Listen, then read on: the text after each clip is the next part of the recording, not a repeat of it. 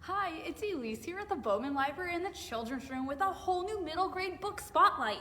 So we have finally made it to 2021, which is super exciting. And to start your new year off, maybe you've made a resolution or a goal to learn something new or to expand your knowledge base. So to help you out, if that's what you're looking for, or even if it's not, we have some amazing nonfiction titles we're gonna take a look at today. So we have 6, which is just a teeny tiny taste of all of the titles that we have here. So we're gonna start. Our first one is The Poison Eaters by Gail Jarrett. And I'm gonna tell you this, when I read this book, I learned so much, and it actually kind of made me a little bit afraid, not gonna lie. So I want you to think back to if we were living in the 1800s and you had to eat. But unlike today, when you went to buy food, there were no ingredient lists on the food you were buying, and you literally had no idea what you were actually eating. And believe me, people were adding some very weird and actually some very dangerous ingredients to food they were making. Like, for example, people were adding formaldehyde in milk, which is what they kind of use on dead people. And then they were adding borax into meat. Borax is laundry cleaner, which you can also use to make slime, and you were eating that in your meat. And then they even made candy with arsenic, which is a poison. They were actually adding poison into candy. So this all leads to this man whose name is Harvey Wiley, and he decided that there needed to be something done about this. He was this food chemist, basically, and he decided he needed to figure out a way to let people know what was actually in their food. Plus, there had to be some way to make sure factories and people making this food were doing what they were supposed to. So he decided the best way to do this was to set up a series of experiments in which people who were volunteers that were called poison eaters would eat some questionable food, and they would start to see what type of results may or may not happen. This ends up with some pretty dramatic results, leading to ripples across the government and society.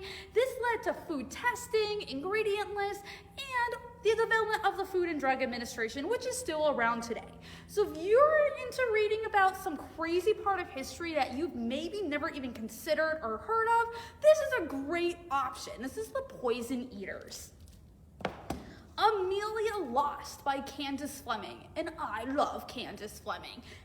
You will love this book as well. This is all about Amelia Earhart, and she had this desire to be a pilot, even though she was a female and that wasn't really allowed back when she was alive, but she decided to do it anyways. And this book takes a look in 2 different parallel stories, in that you take a look at the events leading up to her being a pilot, and then the events that take place when she's flying solo around the world and leading to her eventual disappearance, which is considered to be one of the greatest mysteries in history.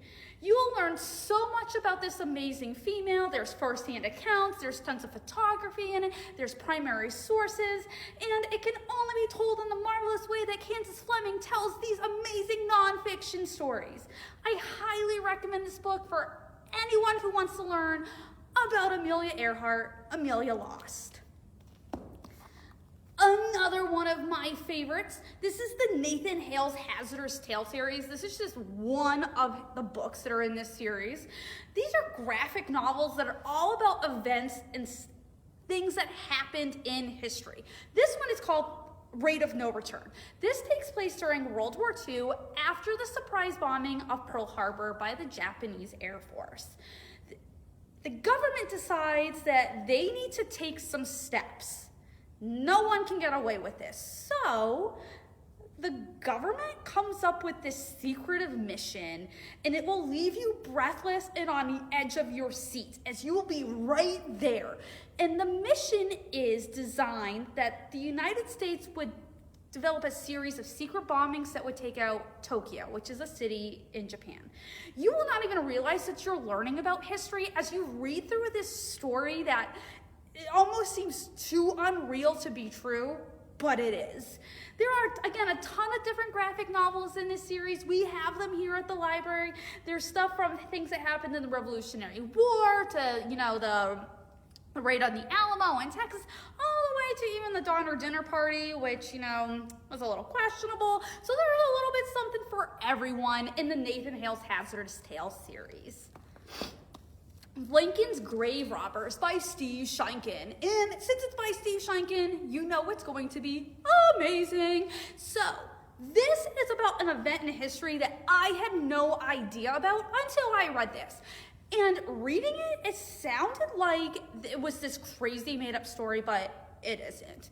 It's 1876, it's 11 years after the assassination of Abraham Lincoln, and there's this group of robbers and counterfeiters that they met together when they were in jail because they were caught robbing and counterfeiting, and they decide that they have this ultimate plan because one of their friends is still in jail, and they want to get their friend out of jail, but they need something to leverage their friend getting out of jail. So they decide the best possible thing is to go and rob Abraham Lincoln out of his grave. They want to basically steal his body and then use it as a deal that they're like, hey, if you let our friend out of prison, we'll give you back Abraham Lincoln.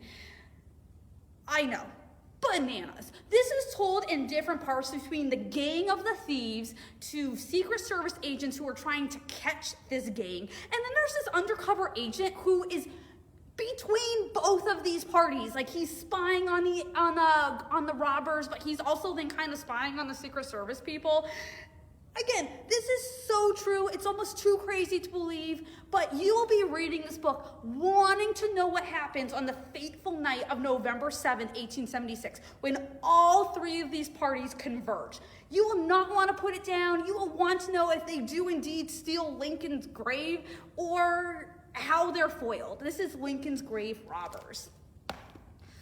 Rhythm Ride by Andrea Pinkney Davis, who again, she's also pretty amazing as well. This one, though, is kind of completely different than a lot of the other stuff she's ever done.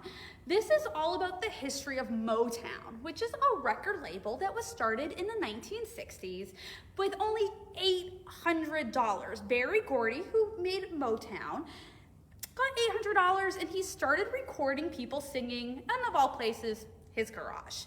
Soon, it turns into this epic powerhouse that anyone who was anyone singing in the 1960s, 70s, and 80s, from people like Aretha Franklin, the amazing singer, known probably like best for Respect, to Stevie Wonder, and eventually Michael Jackson.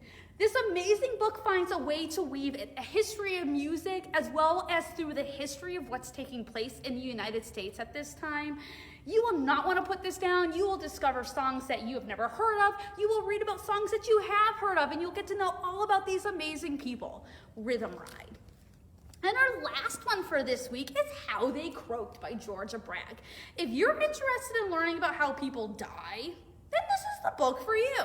This book discovers and explores 19 people throughout history, starting, back to King Tut, and you will learn about how they meet their demise, as well as what we know about them today and what actually kind of killed them. If you like your history with a side of grossness and gore, you will not want to put this one down, and when you finish this one, guess what? There's a sequel that has even more gory facts. So this is How They Croaked. So these were just 6 of the books that we have here at the library that are nonfiction. Again, I promise you, we have hundreds more. We literally have something for everyone. So we invite you to come on down to the library, check out one of these books, or if you're looking for something else, don't hesitate to ask, and one of us will be here to help you find exactly what you want to learn about. I hope you tune back next week when we have a whole new middle grade book spotlight, and I hope you have a great week.